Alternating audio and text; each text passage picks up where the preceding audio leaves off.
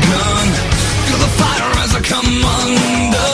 Oh, our mics are on. All right. I was trying to test like some low noises. You know what I do when I blow into it? Yeah. See? But our cover's been blown.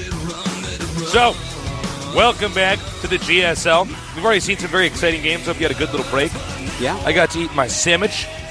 I actually my have carbohydrates. a terribly sore throat today. Yeah, he's a little bit sick. Terribly sore throat. That's why I'm sounding kind of funny and not doing my best cast ever. You're all right. You're doing good. It's not my best ever. Can't always be your best, Artosis. I want to be, though. I know. That's what I strive for. Perfection. I think this match is going to be interesting. Look, yes. LegalMind, we're going to be blunt here because that's actually our job. LegalMind was terrible.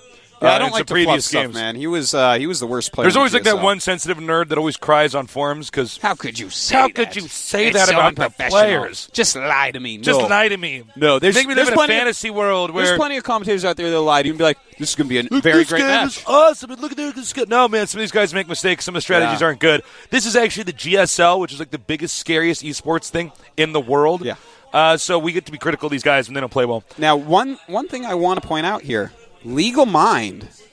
His whole story is so embarrassing. He may have sat down and buckled down, became a good player. Yeah, I hope he has. This happened to Son. Look, we were tough on Son Zenith, and now we've named him the Whack-A-Mole Protoss. Son had like the most embarrassing things happen to him. Like he would just die in under 10 minutes. He was actually walk into the game and he slip on a banana peel and then step on a rake, and then he like fall on a bench that had wet paint on it. Yeah, and he became great. He overcame that adversity. Yeah. Can LegalMind do the same? Because, this guy was actually, when Slayers first started, this was one of the only guys in Code S without a team, so they picked him up. But is he in the team now? As far as I know, no, he's not. So that is embarrassing, Tasteless. Now, over here, we have ZeNEXByun. This guy's got a great Terran versus Terran game. His TPP is quite good as well. I think good player. He's very solid. I wouldn't quite say he's always Code S. Well, he's in Code S this time, right? Yeah. But, I always think of him more as an up-and-down matches guy, but he's rapidly improving. He's very confident. He's got what it takes. He does taste. The force is strong with this one. It is. But that's not the interesting guy in this match, in my opinion. We haven't seen LegalMind in so long now.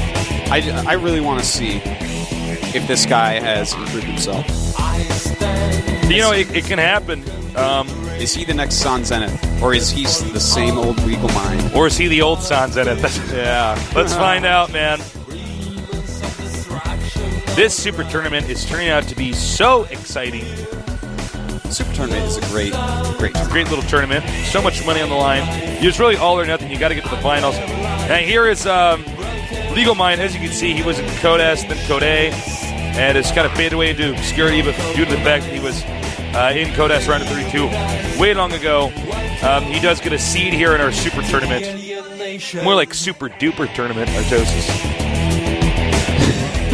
You don't even know what to say, do you? No, I don't. I don't believe he's actually in Slayers anymore either. No. That is on a Slayers uniform. And so that's he's what a lone wolf. I was mentioning earlier, man. That's like, he had the opportunity to be in an amazing team that just fosters the growth of players, Anyone in Slayers becomes a superstar. But here he is. No team. No one's really rooting for him. Except for, obviously his family and friends and stuff. But he's not like a fan favorite. He's not. I'd love to see him beat Byun. That'd be the biggest upset of the day. That's why I'm actually excited about this match. I think there's a good possibility this guy has put his nose to the grindstone. Because if he didn't, why would he accept this invite to this tournament? He's just like, oh no, I'm still terrible. Why would he even come? So maybe he's here I have back this again to feeling, prove Taste, himself. so it's like he might actually be good. Once again, a very common map to eliminate our new map, Belshire Beach. And as you can see, LegalMind eliminating Crevasse, that's a bit interesting. But the map lineup will be Tal'Dirim, Altur, Zelanaga Caverns, and finally, if we do go to the third and deciding match, it'll be on Crossfire. It's a good map set. Yep. I love Tal'Dirim for TVPs. Yeah, it's great. It's only one small issue, but we'll get into that later. All right, the countdown started.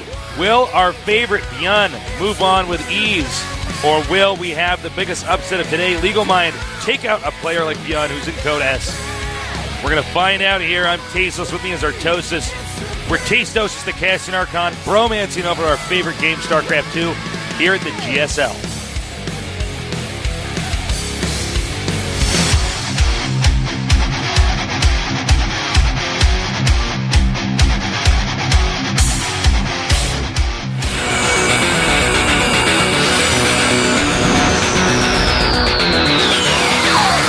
ZeNEXByun versus LegalMind.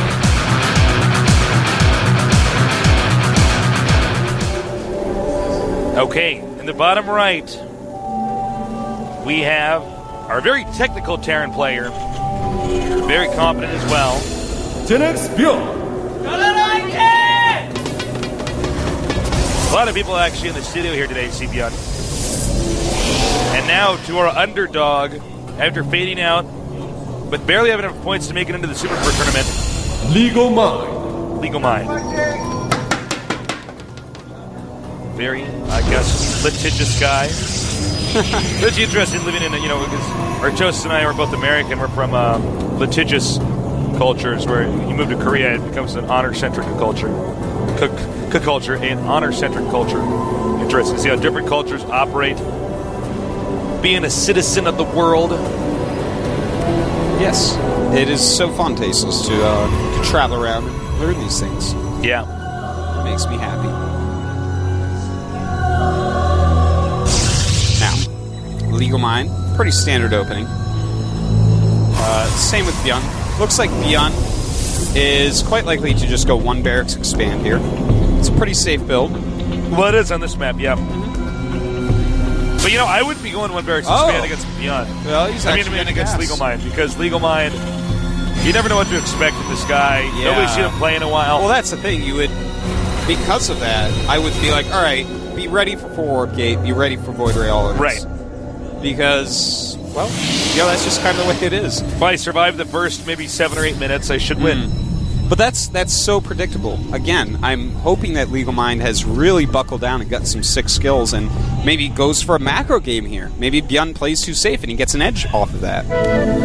Yeah, imagine that he just gotten a stock route and expanded, Chase CSA, that would be a great build against somebody like Byun. Definitely.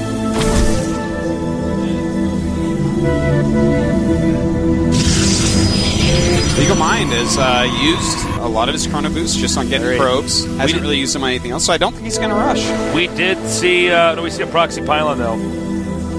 So he's probably going to make a Stargate. Probably. I think it's just going to be gateways, but... Maybe he just proxy wants to build a pylon. No, I guess it's a warp and pylon. Warp gate rush. It's a warp and pylon. Just getting it out a little bit sooner. He really didn't use many chronos on his and that's 7X interesting. He makes one gateway. He wants to make it look like it is a 3 warp gate expand, which is a pressure build, rather than a 4 warp gate all in. You're right, Artos. Yep. Byun is getting 3 barracks, getting that tech lab up, but he's going to need bunkers. No question about that. He's going to hopefully need a lot of bunkers. Second gas going up for LegalMind. Very weirdly timed 4-gate. Everything about this build is just timed a little bit wonky. I respect LegalMind for doing this. Do you? Yeah, well, because it's one of these builds where, he knows Byun has got more practice and is essentially going to win a late game.